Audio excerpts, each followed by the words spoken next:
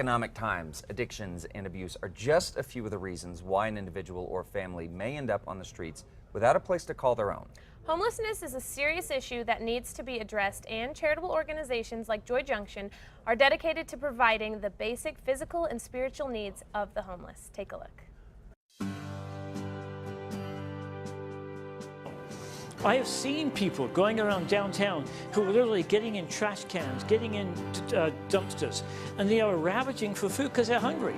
People say, well, there's enough homeless agencies in downtown, they could be fed easily. Well, maybe, but how about their mental health plight as such? They don't know that. Maybe they think if an agency feeds them, maybe they're getting fed rats. Who knows what a mentally challenged, bipolar, schizophrenic person sees? It's easy for us to judge, but there's a very good saying: we should never judge a person, any person, unless we have walked in their shoes. Folks, we need you to help, so will you keep on sending us? Since 1986, you've allowed us to do this. We need you to keep on sending us for the next 25 years also. A great organization. Joy Junction offers emergency and short-term essentials such as food, clothing, counseling, transportation, shelter to homeless women, children, and families throughout Albuquerque. Their guests can also receive an array of other services for their spiritual and emotional needs. They believe in giving the homeless a hand up, not a handout, to help them get back on their feet. And joining us now is Jeremy Reynolds, the founder and CEO of Joy Junction, along with Kathy Solido, the executive assistant and marketing for Joy Junction. Thank you so much for joining us. Thanks for coming, guys. The first thing that I want to talk about is exactly what Joy Junction does. This is definitely the one charitable organization every year I make sure that I make my donations. I appreciate that. You know, around Thanksgiving, Christmas, we receive the mailers, and it's the one that I always have a check ready for you guys. We've kind of gone over what you do, but specifically, how do you help the folks in Albuquerque that are having a tough time? Well, I'll let you say going, Kathy. To Okay. start with. All right. So there's a variety of ways, as you mentioned. We offer different services, primarily the shelter, so they have a place to stay, 3 meals a day, in addition to our Lifeline of Hope, which is our mobile feeding unit. Okay. Great. So what types of things do you need? Well, we can use everything on here except one or two of the cans. As you see, maybe you could throw me a can. Well, not throw it to me, pass it to me. Like, phew. If you see this can has serious issues, if we can put it on the camera, but it's bent, dented. And the health department says you can't take that. So sometimes people will say, can we bring you this, folks? We'd love to have it, but no. Yeah.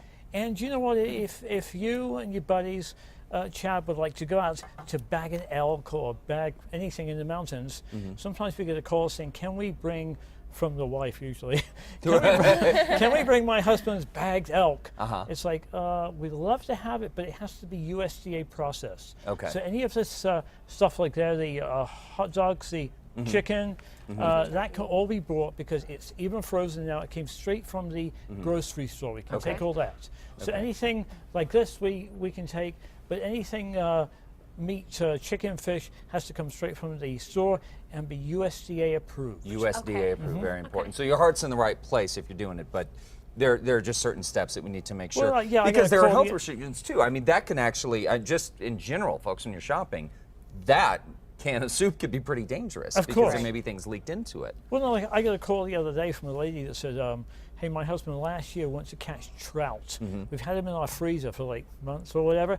We really want to give him to you, but, and I said, sorry, we wish we could, but we can't. Right. Now, if someone, say they don't have food, but they want to help in other ways, what are some ways that people can help? Other items that they can donate, or maybe even their time if they can spare their time. Absolutely. How can they get involved? Definitely their time. They should call our volunteer coordinator at 505-463-4818. And there's a variety of things they can do. They can read to the children. They can help to serve a meal. There's just a variety. We ask people to bring their ideas to the table. Okay, but you guys do accept all sorts of volunteer options. Absolutely. And again, if anybody wants to know what or how, they can give us a call at 505-463-4818. And we have a volunteer orientation every day, 7 days a week at 11 o'clock.